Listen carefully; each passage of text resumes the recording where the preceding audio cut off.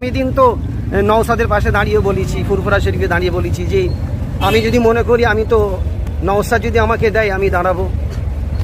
TMC থেকে দিলে কি আপনি দাঁড়াবেন? আমাকে যদি দেয়, নওশাদ সিদ্দিকী যদি দেয় আমি দাঁড়াবো। আমি তো আগে ভাইয়ের পক্ষে থাকবো, তারপরে বাইরের দল, তারপরে চিন্তাকে করবো আমার ভাই কি বলছে।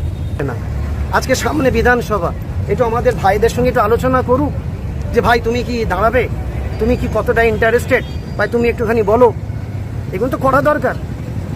আজকে যদি এক ভাই ভাঙড় থেকে দাঁড়িয়েছে, আর এক ভাই যদি ক্যানিং থেকে দাঁড়ায়, ফুরফুরা শিবে একটা আওলাদ যদি ক্যানিং থেকে দাঁড়ায়, তো ক্যানিং এর মানুষরা তো অক্সিজেন পেয়ে যায়। 26 বিধানসভা নির্বাচনে রীতিমতো ফুরফুরা দাওয়াতের যারা ইচ্ছা প্রকাশ করেছে তিনি শওকত মোল্লার বিরুদ্ধে দাঁড়াবে।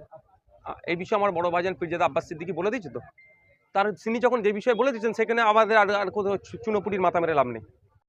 থেকে 2026-এ প্রার্থী হওয়ার জন্য তিনি ভিডিওতে বললেন এবং তিনি জানালেন যে নওশাদ যদি ঘোষণা দেয় তাহলে আমি প্রার্থী হব।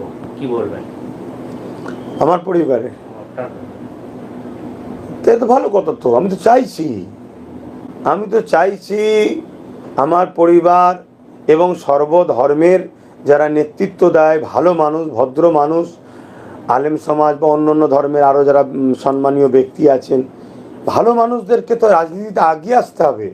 ভালো মানুষ রাজনীতিতে না আসার জন্য রাজনীতি তো এখন চোর, বদমাইশ, বাটকার, লুটেরা, চরিত্রহীনদের হাতে চলে যাচ্ছে, সমাজ বিরোধীদের হাতে চলে যাচ্ছে। তাই তো আজকে সমাজের বুকে এই কখনো ইসলাম ধর্মের ওপরে, কখনো আঘাত দিচ্ছে হুজুর পাক সাল্লাল্লাহু আলাইহি ওয়াসাল্লামের ওপরে, বা আরও অনেক ধর্মস্থানে, খ্রিস্টানদের ধর্মস্থানেও দেখছিলাম হামলা হচ্ছে, জৈনদের ধর্মস্থানে হামলা হচ্ছে।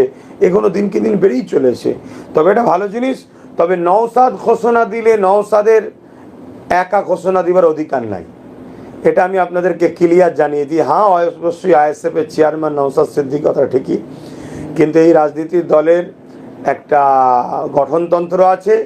সে জায়গায় যিনি বা যিনারা করছেন, যদি ডাইরেক্ট না পারেন, আমার সঙ্গেও যদি ভাইয়েরা আসে, আমি তেনাদেরকে নিয়ে অবশ্যই বসিয়ে আলোচনা করে দিতে পারি, এতটুকু করতে পারি।